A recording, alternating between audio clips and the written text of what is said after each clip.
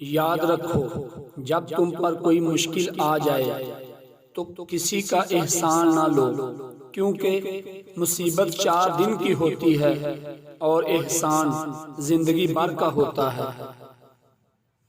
دنیا اس کو چاہتی ہے جو دنیا کو نہیں چاہتے۔ حضرت علی رضی اللہ تعالی عنہ نے فرمایا، جب تمہیں کوئی تحفہ دیا جائے تو اس سے بہتر واپس کرو، اور جب کوئی نعمت دی جائے تو اس سے بڑھا کر اس کا بدلہ دو۔ جس کام میں تم اطاعت خداوندی کرتے ہو، اس میں اگر کوئی شخص ناخوش ہے تو اس کی کچھ پرواہ نہ کرو، اور اطاعت خداوندی کرنے کی نسبت کوئی عذر بیان نہ کرو، بلکہ یہ کام تمہاری بزرگی اور فضیلت کے لیے کافی ہے۔ خداوند عالم کو جب کسی بندے کی اصلاح مطلوب ہوتی ہے تو اسے کم بولنے، کم کھانے اور کم سونے کا الہام فرماتا ہے۔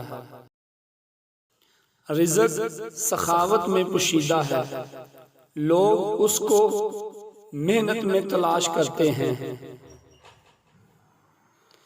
اس دنیا میں تم بھی مہمان ہو اور تمہاری آرزوئیں بھی۔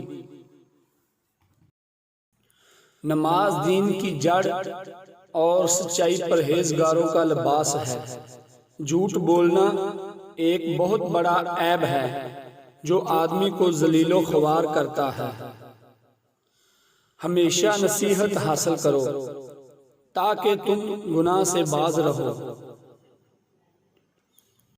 ساری دنیا کے سارے لوگ تجھے اپنے فائدے کے لیے چاہتے ہیں، صرف تیرا رب ہی ہے جو تجھے تیرے فائدے کے لیے چاہتا ہے۔ جو تمہاری طرف آنا چاہے اس سے کنارہ کشی نقصان ہے، اور جو تم سے کنارہ کش ہو جائے اس کی طرف بڑھنا ذلت نفس ہے۔ کوئی حمد کرنے والا اپنے رب کے سوا کسی کی حمد نہ کرے، اور کوئی ملامت کرنے والا اپنی ذات کے علاوہ کسی کو ملامت نہ کرے۔